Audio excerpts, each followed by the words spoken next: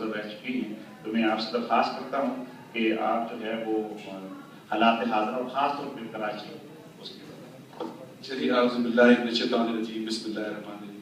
थोड़ा सा बस तारुफ को अपडेट कर लूँ कि 2013 का जो इलेक्शन हुआ था उसमें मैं कुछ इकबाल से कैंडिडेट था और इसमें मैंने इलेक्शन लड़ा था और बीच में हमने बाइकआउट किया था। 2005 का एक नाजिम का इलेक्शन हुआ था, उसमें मैंने एमकेएम को अल्हम्दुलिल्लाह ने हराया था और 2000 वोटों से हराया था। तो ये थोड़ी दो चीजें रह गई थी, मैं इसलिए बताया गया ताकि आपको सबको अंदाजा हो जाए कि किस सिचुएशन से इस वक्त हम यहाँ पे आ रहे हैं। आउज़ुबिल्लाहि मिनश्शैतानिर्रजीम, बिस्मिल्लाहिर्रहमानिर्रहीम।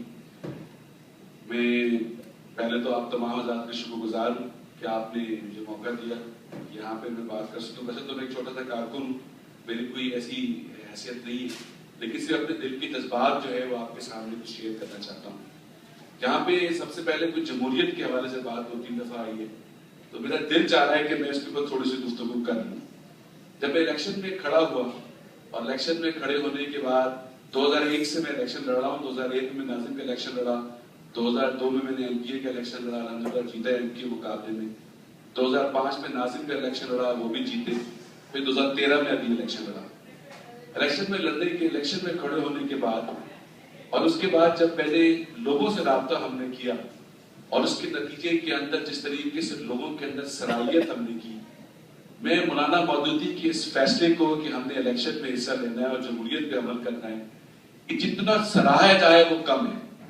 यानी कि ऐसा ये फैसला कि जिसके नतीजे के अंदर हम कुफर को, ऐसा फैसला जिसके नतीजे के अंदर हम उन लोगों को जो अल्लाह के मुकाबले में अपना निजाम वहां पे कायम करना चाहते हो, जमात इस्लामी का ये फैसला कि उनको इलेक्शन में चैलेंज किया जाए, उनका मुकाबला किया जाए, इससे बेहतर फैसला हो नहीं सकता।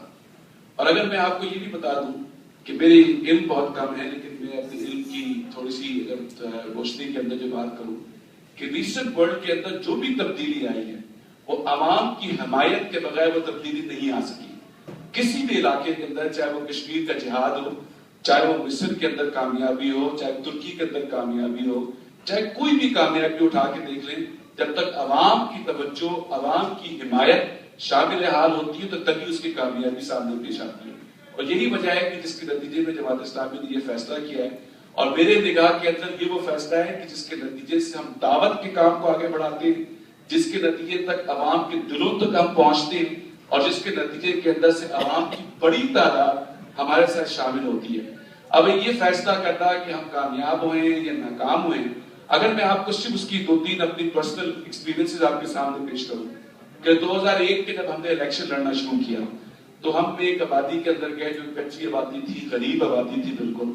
जब उसके अंदर हमने एक फैसला किया कि इसके अंदर जाएंगे और हम कुछ एक जगह पे जुलूस निकालेंगे, तो वहां पे हमारे एक जमात के कारकुन ने मुझसे कहा कि कुतुब भाई किस इलाके में आप आ गए, यहाँ पे लोग 4 और 5 वोट हमें पिछले इलेक्शन से मिले, इससे पहले इस इलाके से हमें कोई वोट पड़ता ही नहीं है कभी। हमने फैसला किया कि इस इलाके के अंदर जाएंगे, आवाम से राब्ता रखेंगे, उनसे मोहब्बत करेंगे। और आप ये मोहब्बत की मैं अल्फाज बयान कर रहा हूँ, ये वो बुनियादी चीज है जो हमें सुनने की जरूरत है, समझने की जरूरत है। यहाँ पे एक बात ये की गई कि अवाम नाकाम हो गए, मैं समझता हूँ ऐसा नहीं हुआ। अवाम नाकाम नहीं होते, अवाम तो वो मजलूम लोग हैं।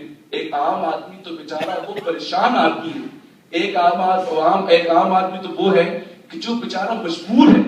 जो शख्स ऐसा मौजूद है कि उसको शायद पता नहीं है कि हमारा काम है कि हम उससे कितनी मोहब्बत करते हैं। अगर मैं इसको अपनी बात को थोड़ा सा पीछे रख के एक वाकया आपके सामने बयान करूं कि काजी हुसैन अहमद साहब ने एक वाकया एक बार बयान किया।